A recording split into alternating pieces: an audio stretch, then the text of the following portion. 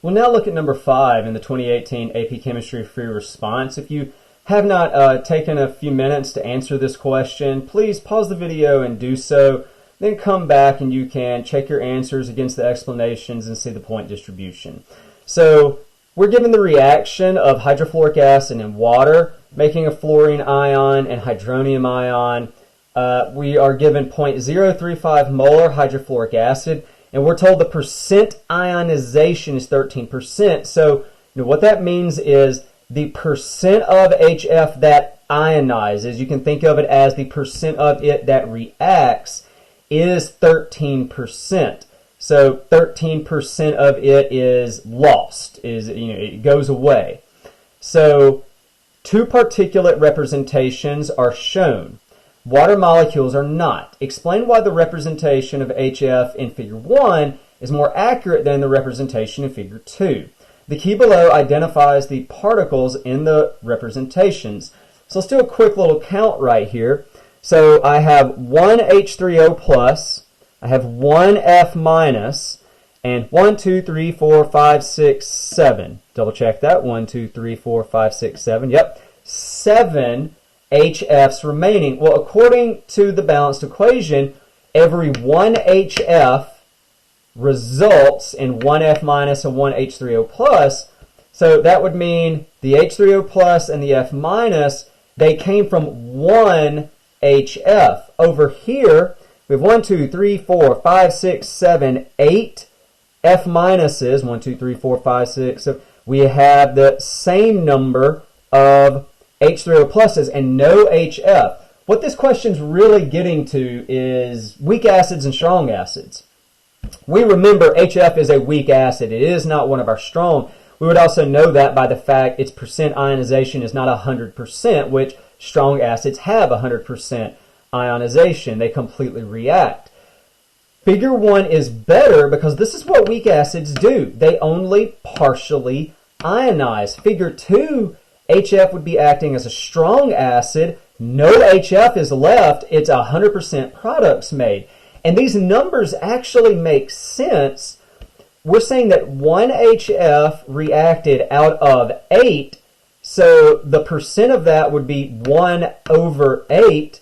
And 1/8, well, that rounds to 13%.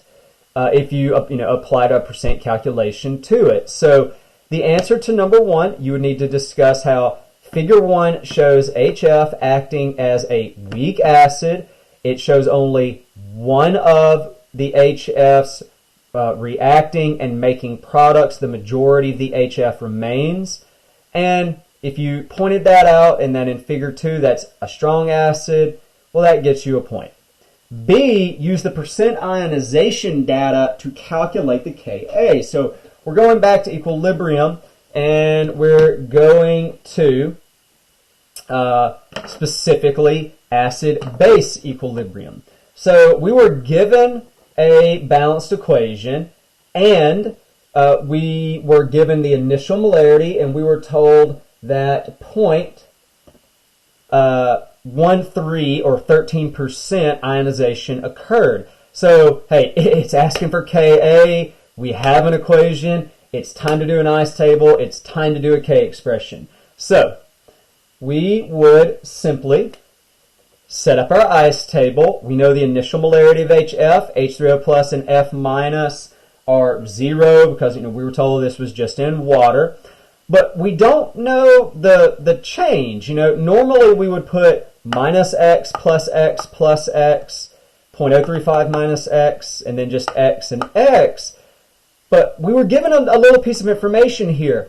13% of the HF reacted. It was a loss. So we can actually use that to get X. If 13% reacts, well, if I get 13% of the original value, that means we're going to lose 0.00455 molar. We will gain that much of both of the reactants. And so now, these would be our values for H3O plus and F minus. We grab a calculator, 0.035 molar minus 0.00455. we get 0.0305 for the value of HF remaining. And our Ka expression, which we're always supposed to do, products over reactants. So we would just plug in, multiplied by itself. I'm just going to write it as squared over 0.0305. So we just grab our calculator, 0.00455 squared, divided by 0.0305 molar, and we get 6.79 times 10 to the negative 4. That is our Ka. It was 1 point for determining the change, for determining that 13% of the original was 0.00455 molar. So it was 1 point for showing that you calculated that, and then 1 point for the final answer for the Ka.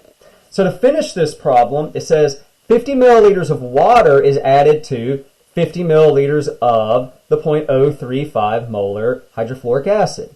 Will the percent ionization increase, decrease, or remain the same? Justify your answer with an explanation or calculation. I'm just going to talk about the explanation real quick. For the explanation, the idea would be, well, doubling the volume means the molarity is going to be cut in half. So we would have half the original amount of HF to start with, and you could go through, and because you would have half of the first product, half of the second product, and half here, half times 1/2 is a fourth divided by 1/2, we get 2. So we are not going to be at equilibrium. Q is going to be different than K. The percent ionization will be greater. We're going to have to shift towards more dissolving. What I really want to focus on is the calculation. So, because it's sometimes for a lot of students, they do best by just letting the math speak. So, if we divide by 2, we get this new molarity right here. So, for the ice table, 0.0175 molar for HF. Water doesn't matter. 0, 0. But we don't know the percent ionization anymore. The percent ionization could change. So we would actually just treat this like a standard ice table that we see. And we know the K value. So 6.79 times 10 to the negative 4 equals x squared over 0.0175 minus x. Because our K is small, we're going to ignore the minus x, so we would just grab our calculator and solve for our new x. So we'll multiply by 0.0175 and then take the square root. So x turns out to be 0.00345. So that is the amount that was lost. So if we want to solve for the percent ionization, the part that was lost divided by what we had to start with, and we would multiply by 100. So we'll take our part and divide by the whole original times 100, and that turns out to be 19.7%. So the answer to the final question is the percent ionization would increase. If you just do a new ice table with the different starting molarity, the equilibrium, the Ka, that's not going to change. Equilibrium constant will stay the same. Okay, there was no temperature change. And we get our X and we compare, and 19.7% is greater than the original 13.